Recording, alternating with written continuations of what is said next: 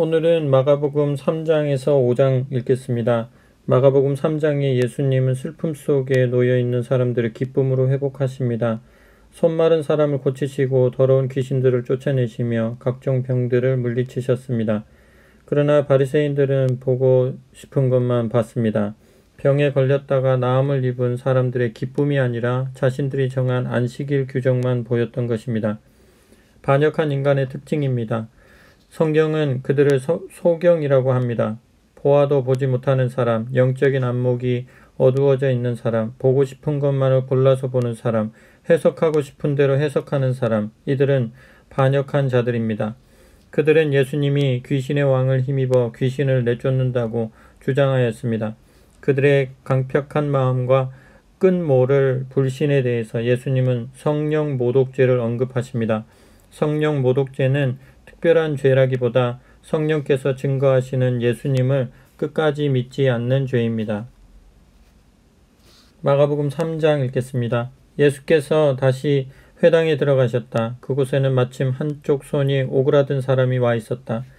그날이 안식일이었으므로 예수를 미워하는 사람들은 예수께서 그 사람을 어떻게 하실 것인가를 눈여겨 지켜보고 있었다. 만일 그 사람을 고쳐주신다면 예수를 고소할 속셈이었다. 예수께서는 그 사람에게 일어나 이 앞으로 나오너라 하고 말씀하신 뒤에 사람들을 향해 안식일에 착한 일을 하는 것이 옳으냐, 남을 해치는 일을 하는 것이 옳으냐, 안식일에 사람을 살리는 것이 옳으냐, 죽이는 것이 옳으냐 하고 물으셨다. 그러나 아무도 대답하는 사람이 없었다. 예수께서는 그들의 마음이 굳어져 있는 것을 탄식하시며 그 주위를 둘러보신 다음에 그 사람에게 내 손을 펴라 하고 말씀하셨다. 그 사람이 손을 펴자 그의 손은 전처럼 완전히 회복되었다. 바리새파 사람들은 회당에서 나가 헤롯 당원들과 함께 어떻게 예수를 죽일까 그 방도를 모의하기 시작하였다. 예수께서 제자들과 함께 바닷가로 나가셨을 때 갈릴리 온 지역에서 모인 큰 무리가 따라왔다. 유대와 예루살렘과 이두메와 요단강 건너편 그리고 두로와 시돈 근처에서도 부근에서도 큰 무리가 모여들었다. 예수께서 이적을 행하신다는 소문이 사방에 퍼져나갔기 때문에 그것을 보려고 온 것이었다. 예수께서는 밀어닥치는 군중을 피하려고 제자들에게 거룻배 한 척을 준비해 두라고 이르셨다. 이는 예수께서 많은 사람을 고쳐주셨으므로 병으로 고생하는 사람들이 앞을 다투어 예수를 만지려고 밀려들었기 때문이다. 또한 더러운 귀신 들린 사람들도 예수를 보기만 하면 그 앞에 엎드려 당신은 하나님의 아들이십니다 하고 소리를 질러댔다. 그러나 예수께서는 그들에게 자신이 누구라는 것을 세상에 알리지 말라고 엄하게 명령하셨다. 예수께서 산으로 올라가 평소에 마음에 두었던 사람들을 부르셨다. 그리고 그들이 가까이 오자 12사람을 뽑아 자신과 함께 있게 하셨다. 이는 그들을 세상에 내보내 말씀을 전파하게 하고 귀신 쫓는 권세도 주시려 함이었다. 이때에 예수께서 택하신 12사람은 다음과 같다. 예수께서 베드로라는 이름을 붙여주신 시몬, 우리의 아들들이라고 부르셨던 세베대의 아들 야고보와 요한, 안드레, 빌립, 바돌로메, 마테, 도마, 알페오의 아들 야고보, 다데오, 로마 정부를 혁명으로 뒤엎으려던 가나안 사람 시몬, 나중에 예수를 배신한 가룟 유다 등이다. 예수께서 묵고 있는 집으로 돌아오시자 그 집은 다시 모여들기 시작한 군중으로 가득 차버렸다. 그래서 예수와 그의 일행은 식사할 겨를조차 없었다. 예수의 친척들은 예수가 정신이 이상해졌다는 소문을 듣고 붙들어 집으로 데려가려고 하였다. 예루살렘에서 내려온 율법학자들은 그는 귀신이 들린 거야. 그것도 귀신의 두목인 바알세불의 힘을 갖고 있는 게 틀림없어. 그러니까 귀신들이 그에게 복종하겠지 하고 떠들어댔다. 예수께서는 그들을 불러서 알아듣기 쉽게 비유로 말씀하셨다. 사단이 어떻게 사단을 쫓아낼 수 있느냐? 한 나라가 갈라져 서로 싸우면 그 나라는 무너져 버린다. 한 가정이 불화하여 갈라지면 그 가정은 망하고 만다. 만일 사단이 사단과 싸운다면 어떤 결과가 일어나겠는가? 사단의 나라는 서지 못하고 망해버리지 않겠느냐? 그리고 누구든 힘센 사람의 집에 들어가 그 세간을 털어가려면 우선 그 힘센 사람을 묶어 놓아야 그 재산을 털어갈 수 있지 않겠느냐? 나는 분명히 말한다. 사람들이 어떤 죄를 짓든 또 입을 함부로 놀려 어떤 욕설을 퍼붓든 간에 다 용서받을 수 있다. 그러나 성령을 모독하는 죄는 결코 용서받지 못할 것이다. 그것은 영원히 씻을 수 없는 죄가 되는 것이다. 예수께서 이 말씀을 하신 것은 사람들이 자기를 더러운 귀신이 들렸다고 말했기 때문이다. 예수의 어머니와 형제들이 찾아와서 예수를 불러달라고 사람을 들여보냈다. 그때 집안에는 사람들로 가득 차 있었고 예수께서는 모인 사람들을 가르치고 계셨다. 사람들이 예수께 말하였다. 선생님의 어머니와 형제들이 밖에서 선생님을 찾고 계십니다. 예수께서는 누가 내 어머니이며 내 형제들이냐 하고 반문하신 뒤에 둘러앉은 사람들을 둘러보시며 다시 말씀하셨다. 바로 이 사람들이 내 어머니요 내 형제들이다. 누구든지 하나님의 뜻을 따르는 사람이 내 형제요 자매요 어머니다. 마가복음 4장은 하나님 나라의 비유와 바다를 잠잠하게 하시는 예수님에 대한 이야기입니다. 예수님께서 비유로 말씀하시는 이유는 일종의 경고입니다. 예수님을 거부하는 자들은 깨달음을 얻을 기회를 얻을 것입니다. 그러나 예수님을 영접하는 자들은 생명과 풍요로움을 얻게 될 것입니다. 있는 자는 받을 것이요 없는 자는 그 있는 것까지도 빼앗기리라. 예수님이 누구시기에 이와 같은 기준이 될까요? 35절 이하에 등장하는 내용은 이 질문에 대한 답변입니다. 천지 만물이 순종하는 예수님은 도대체 누구일까요? 그분은 창조주이시고 통치자이시며 심판자이십니다. 그분을 믿고 그분 말씀에 마음을 부드럽게 하는 자들만이 야곱처럼 에스더처럼 모르드게처럼 하나님의 돌보심을 입을 수 있습니다. 아멘. 마가복음 4장 읽겠습니다. 예수께서 다시 바닷가로 나가셨는데 모여든 군중이 너무도 많아 바다 위에 떠 있는 배에 올라앉아 가르치셨다. 예수께서 사람들을 가르치실 때는 언제나 여러 가지 비유를 들어 말씀하셨는데 그날은 이런 비유를 말씀하셨다. 들으라, 한 농부가 씨를 뿌리러 나갔다. 그가 자기 밭에 씨를 뿌렸는데 어떤 것은 길가에 떨어져 새들이 와서 쪼아 먹었고 어떤 것은 흙이 얇게 덮인 돌밭에 떨어져 싹은 곧 나왔지만 흙이 깊지 않아 해가 뜨자 뿌리도 내리지 못한 채 말라버렸다.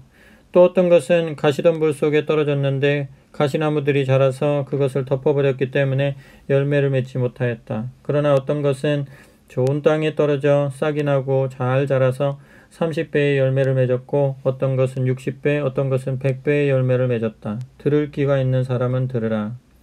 그 후 예수께서 혼자 계실 때 12제자와 늘 예수를 따르는 사람들이 함께 찾아와 물었다. 그 비유의 뜻이 무엇입니까?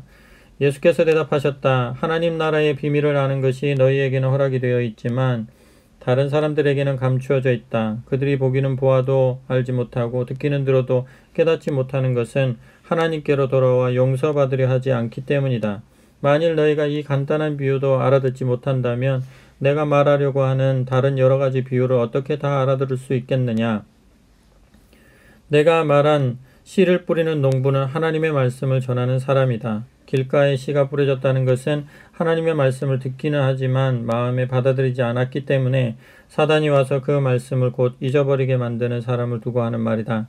돌밭에 씨가 뿌려졌다는 것은 하나님의 말씀을 기쁘게 듣기는 하지만 그 마음속에 깊이 뿌리를 내리지 못하여 처음에는 잘 나가다가 박해가 시작되면 곧 넘어지는 사람을 두고 하는 말이다.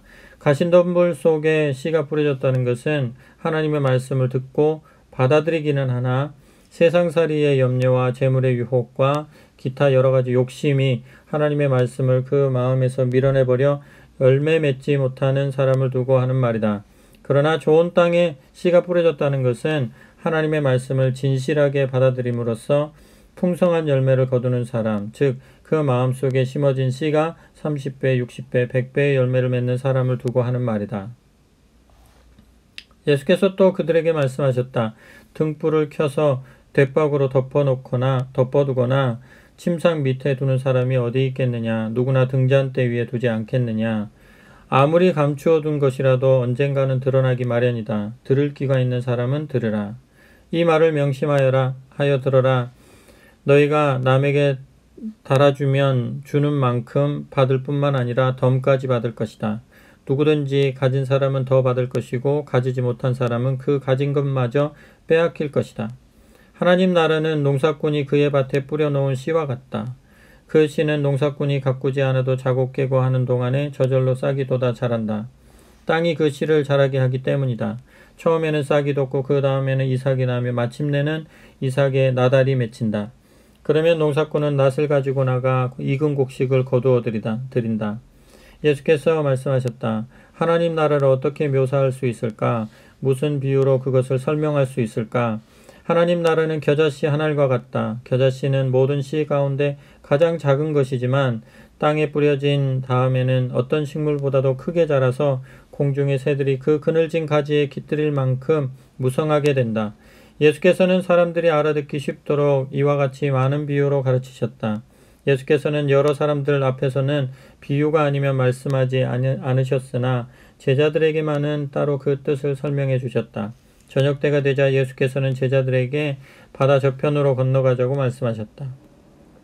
그래서 제자들이 무리를 그대로 남겨둔 채 예수를 모시고 배를 저어 가자 다른 배들도 뒤따랐다. 그런데 얼마 못 가서 거센 폭풍이 일면서 큰 물결이 배 안으로 덮쳐 배가 가라앉을 지경이 되었다. 그러나 예수께서는 배 고물에 머리를 대시고 주무시고 계셨다.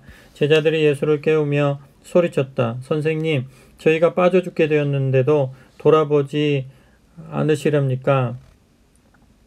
예수께서 일어나 바람을 꾸짖으시며 바다를 향하여 고요하고 잔잔하라고 말씀하셨다. 그러자 바람이 그치고 물결은 아주 잔잔해졌다. 예수께서 제자들을 꾸짖으셨다. 왜 그렇게도 겁이 많으냐? 아직도 나를 믿지 못하느냐? 그들은 두려움에 사로잡혀 자기들끼리 수군거렸다. 이분이 대체 누구시기에 바람과 바다까지도 복종하는가? 마가복음 5장은 천상에서 다스리던 예수님께서 땅을 거니시며 능력을 행하시는 장면을 보여줍니다. 욥기 1장처럼 귀신도 예수님의 허락을 받고 움직입니다. 비록 악이 세상에 존재하고는 있지만 하나님의 주권은 결코 위축되지 않습니다. 예수님은 귀신 들린 자를 결박에서 풀어주십니다. 이어서 12년 동안 혈류병에 사로잡혔던 여인을 고치시고 야이로의 딸을 죽음에서 건져내십니다. 예수님은 악이 고통을 생산해내는 죄된 세상의 유일한 구원자가 되십니다. 그분은 그럴 능력과 성품과 의지를 가지신 분입니다. 그런 예수님을 믿는 길만이 은혜를 얻는 유일한 방법입니다. 마태복음 5장 읽겠습니다. 예수와 그 일행이 바다 건너편 거라사인의 지방에 이르렀을 때 방금 무덤 사이에서 내려온 더러운 귀신 들린 사람을 만나게 되었다. 이 사람은 무덤에서 살았는데 누구도 그를 메어둘 수가 없었다. 여러 번 쇠거렁도 채우고 쇠사슬로 묶어도 보았으나 그는 번번이 그것들을 끊어버렸다. 결국 아무도 그를 휘어잡지 못하였다. 그는 밤이나 낮이나 무덤과 산 기슭을 돌아다니면서 소리를 지르고 뾰족한 돌로 자기 몸을 짓지어 상처를 내곤 하였다. 그는 저 멀리 배를 타고 오시는 예수님을 보고 달려 내려와 그 앞에 엎드렸다. 예수께서는 그 사람 속에 있는 귀신을 보고 이리 나오라, 이 더러운 귀신아 하고 말씀하셨다. 그러자 귀신은 소리를 지르며 말하였다. 지극히 높으신 하나님의 아들 예수여, 저를 어떻게 하실 작정입니까? 제발 저를 괴롭히지 마십시오. 내 이름이 무엇이냐 하고 예수께서 물으시자 그 귀신이 대답하였다. 군대라 합니다. 우리의 수요가 엄청나게 많기 때문입니다. 그리고 귀신은 예수께 자기들을 다른 지방으로 쫓아내지 말아달라고 간절히 빌었다. 마침 그곳 산기슭에는 노아 기르는 큰 돼지떼가 있었다. 그것을 본 귀신이 저희를 저 돼지떼들에게 들여보내 주십시오 하고 간청하였다. 예수께서 허락하시자 더러운 귀신들이 그 사람에게서 나와 돼지들 속으로 들어갔다. 그러자 무려 2,000마리나 되는 돼지떼가 비탈을 내리달려 바다에 빠져 죽었다. 돼지치던 사람들이 놀라 읍내와 마을로 들어가 이 일을 알렸다. 마을 사람들이 무슨 일이 일어났는지 궁금하여 예수께서 계시는 곳으로 모여들었다. 그들은 귀신 들렸던 사람이 옷을 갖추어 입고서 멀쩡하게 앉아있는 모습을 보고는 겁이 났다. 그 일어난 일을 처음부터 지켜본 사람들이 모여든 마을 사람들에게 사실대로 말해주자 마을 사람들은 예수께 그곳을 떠나달라고 간청하였다. 예수께서 배에 있는 대로 발걸음을 옮기자 귀신 들렸던 사람이 자기도 따라가겠다고 애원하였으나 예수께서는 허락하지 않고 이렇게 말씀하셨다. 집으로 돌아가 주께서 너에게 어떤 이적을 행하셨고 어떤 자비를 베풀어 주셨는가를 이웃에게 전하라. 그 사람은 데가볼리 온 지역을 돌아다니며 예수께서 자기에게 베푸신 위대한 일을 널리 전하였다. 그리고 이야기를 듣는 사람마다 모두 놀라워하였다. 예수께서 배를 타고 건너편으로 다시 돌아오시자 큰 무리가 또다시 바닷가로 모여들었다. 그때 야이로라는 한 회당장이 와서 예수 앞에 엎드려 어린 딸을 고쳐달라고 애원하였다. 제 딸이 다 죽게 되었습니다. 제발 오셔서 그 아이에게 손을 얹어 살려주십시오. 예수께서 그를 따라 나서자 많은 무리가 함께 예수의 뒤를 쫓았다. 그 무리 가운데는 12해 동안이나 하혈병으로 고생하는 여자가 있었다. 그 여자는 많은 의사를 찾아다니며 치료받았으나 돈만 허비하였을 뿐 오히려 상태가 더 나빠졌다. 그럴 즈음에 예수께서 놀라운 이적을 행하신다는 소문을 듣고 무리 속에 끼어 따라가다가 뒤에서 예수의 옷에 손을 대었다. 그것은 그분의 옷에 손을 대기만 하여도 병이 나을 것이라는 믿음이 있었기 때문이었다. 과연 그 여자는 예수의 옷자락에 손을 대자마자 하혈이 멈추면서 병이 나은 것을 느낄 수가 있었다. 예수께서는 곧 자신에게서 병 고치는 능력이 나간 것을 아시고 돌아서서 무리들을 둘러보며 물으셨다. 누가 내 옷에 손을 대었느냐?